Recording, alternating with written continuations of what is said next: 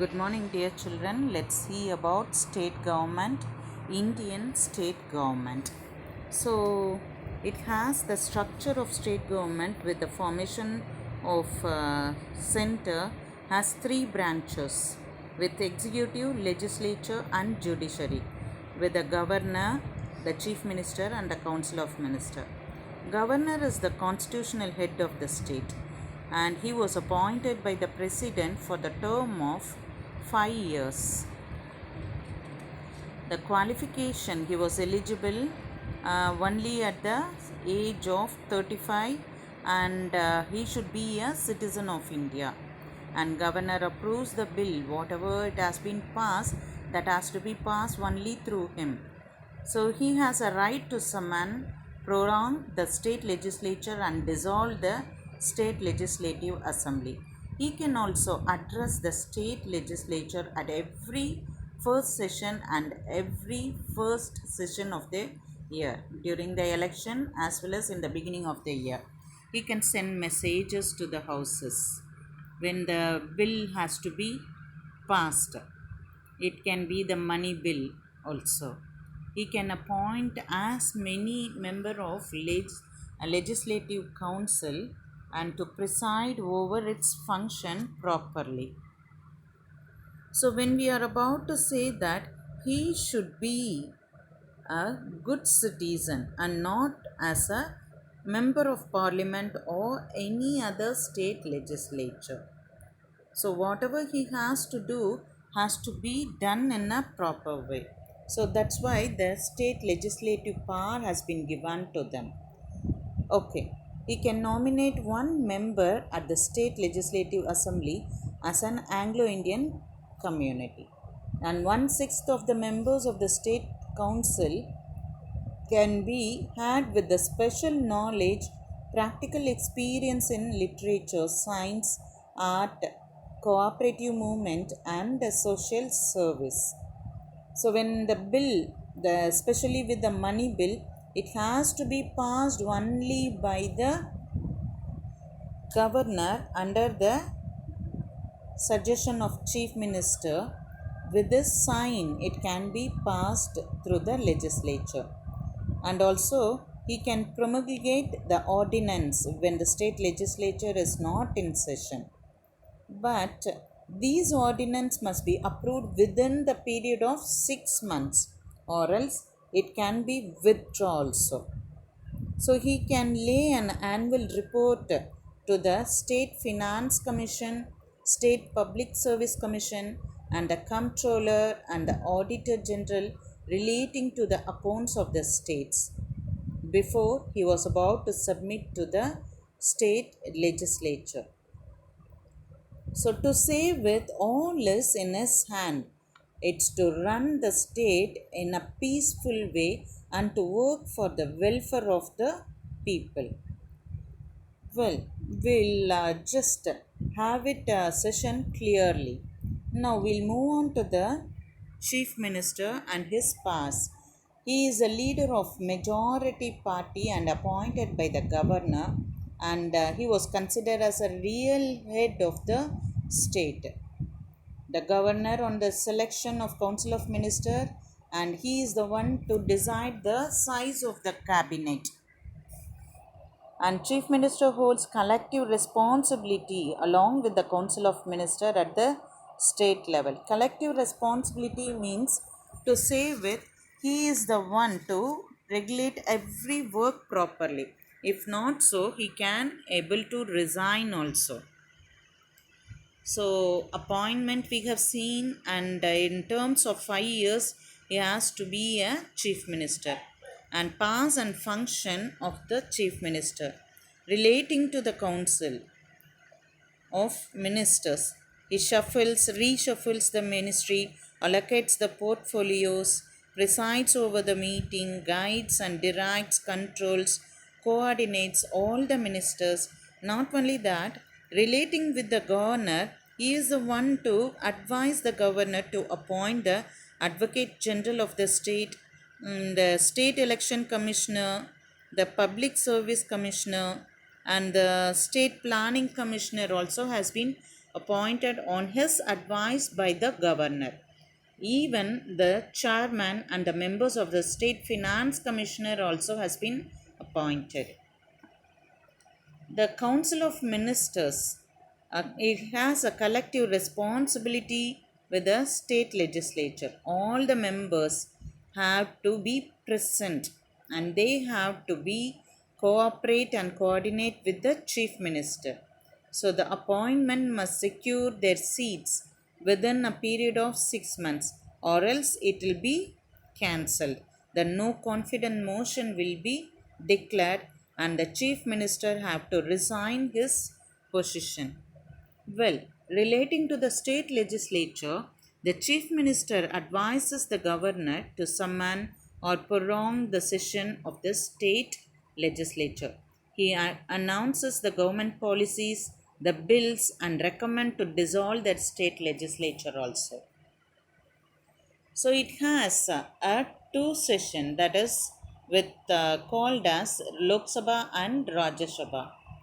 So unicameral legislature with legislative assembly that has been held by the lower house, and we have bicameral legislature that is ruled by both unicameral and bicameral, that is with the lower house and the upper house, legislative assembly and legislative council. Let's see in India which all the countries are bicameral: Andhra Pradesh, Bihar, Jammu Kashmir, Karnataka, Maharashtra, Uttar Pradesh. It has been ruled by bicameral, and unicameral or the rest of the states. So the governor is the constitutional head appointed by the president for 5 years, and the leader of the majority party is chief minister. He advises the governor in all the selection of council of minister, and not only that, the chief minister holds a collective responsibility and along with the council of minister at the state level. He has the state has only one house, namely legislative assembly, and bicameral means both the houses.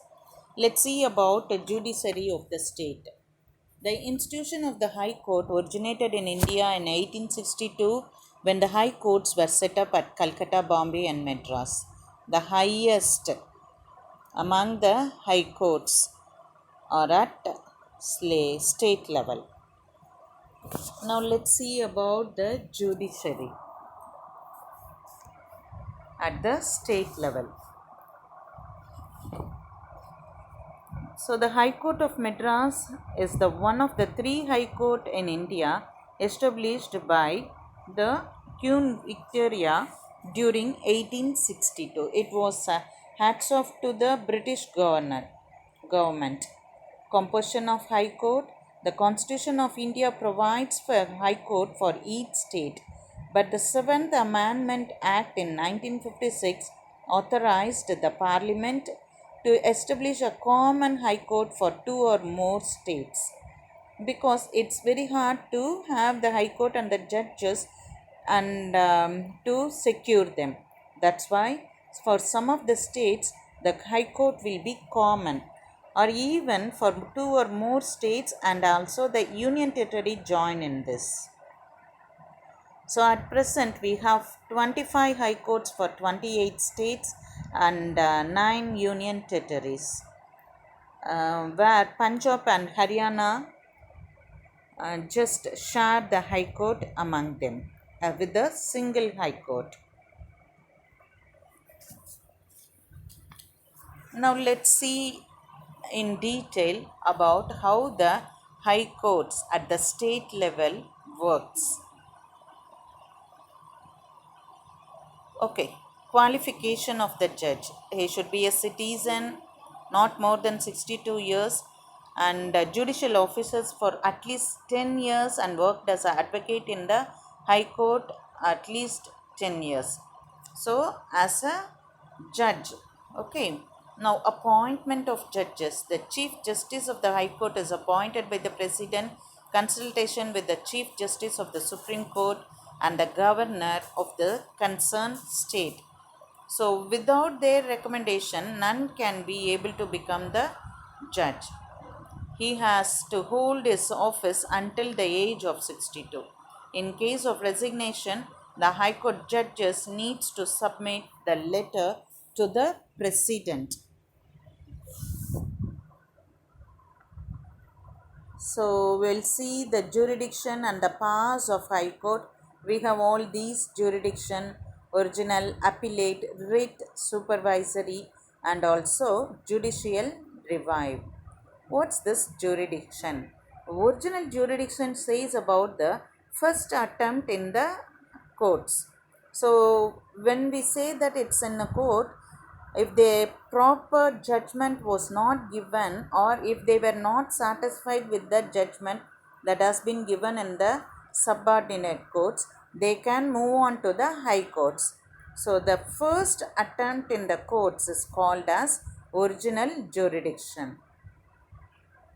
Appellate. So from the subordinate courts, they can move on to the proper judgment or the satisfactory judgment to the high courts, that is called as appellate jurisdiction. They are going to appeal for the second time. So they have, however, no jurisdiction over tribunals established under the law relating to the armed force of the country. So the third one is writ jurisdiction.